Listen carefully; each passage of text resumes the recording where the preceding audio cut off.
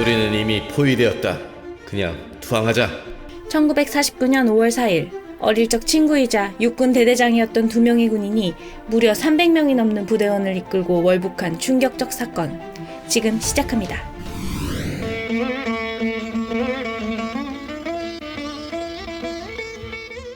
사건 발생 1년 전인 1948년 혹독했던 일제강점기를 끝낸 지 3년이 지나고 남한과 북한에서는 각각 단독 정부가 수립되었죠.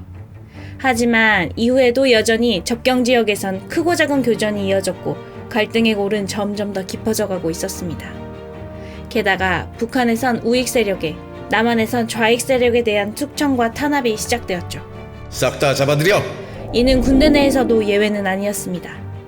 그리고 좌익으로 지목된 누군가에겐 점점 위협이 되었죠. 육사 2기 출신이었지만 좌익 성향이었고 평상시 정부와 군에 대해 불평이 많았기에 요주의 인물로 찍힌 두 사람이 있었습니다. 바로 소령 강태무와 표무원이었죠. 당장 구속시킵시다. 하지만 그들을 향한 화살은 당시 참모총장의 뜻에 따라 훈련 중인 훈련생들의 입교가 끝나는 그때까지 잠시 미뤄진 상태였습니다.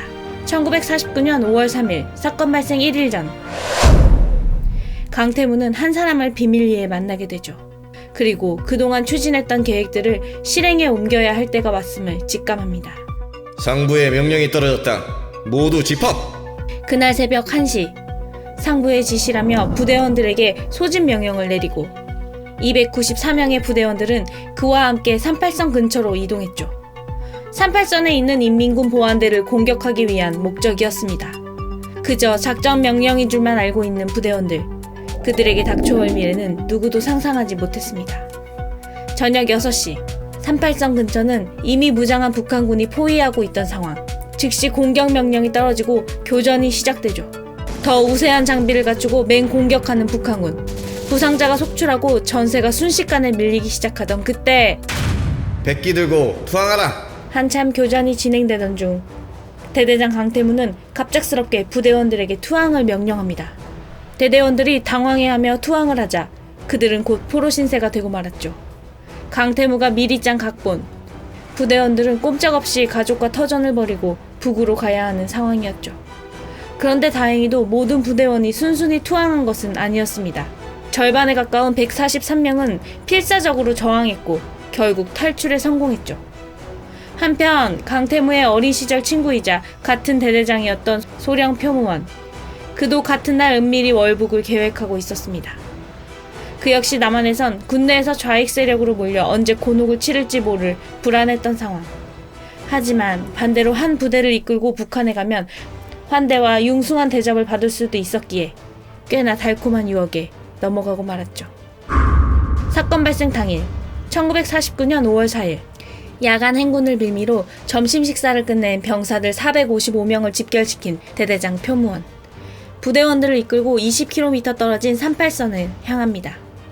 38선 부근에 다다르자 남과 북의 경계선을 의미하는 38교를 넘어섰죠.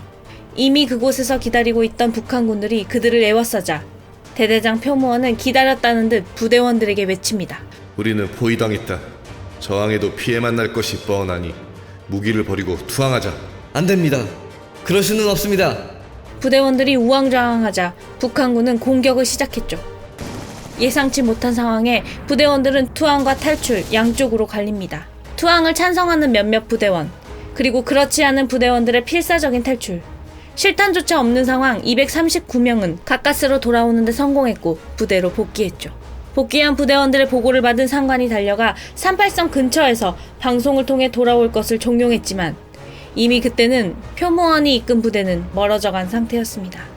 그중 대다수는 본인의 뜻과는 상관없이 끌려가야 했던 것이죠. 이 소식을 들은 전 군은 발칵 뒤집어지고 맙니다. 20대에 불과한 대대장이 그것도 2명이나 자신의 부대원 수백 명을 이끌고 월북을 한 사실은 국민적 분노를 자아내기에도 충분했죠. 이 사건 이후 육군 참모총장을 비롯한 지휘관들은 자리에서 물러나야 했고 좌익 세력에 대한 군 내부의 적대적 태도는 그날 이후 더욱 강해집니다. 그리고 그 둘의 행방은 어땠을까요? 환영 행사. 북한에서는 보란듯이 성대한 행사를 열어 그들을 환영합니다. 그렇게 북한 인민군이 되어 짧은 기간 승승장구하던 강태무와 표무원. 그들은 공교롭게도 이듬해인 1950년 6월 25일 한국전쟁이 발발하자 남한의 군인들을 향해 총구를 겨누게 되었죠. 그리고 이후 북한에서 2006년과 2007년 80대로 사망할 때까지 요직을 섭렵하며 호의호식을 한 것으로 알려집니다. 반면 자신들의 안위를 위해 수백 명의 부하들을 희생시킨 그들의 돌이킬 수 없는 만행은 한국군의 최대 흑역사로 길이 남을 수밖에 없었습니다.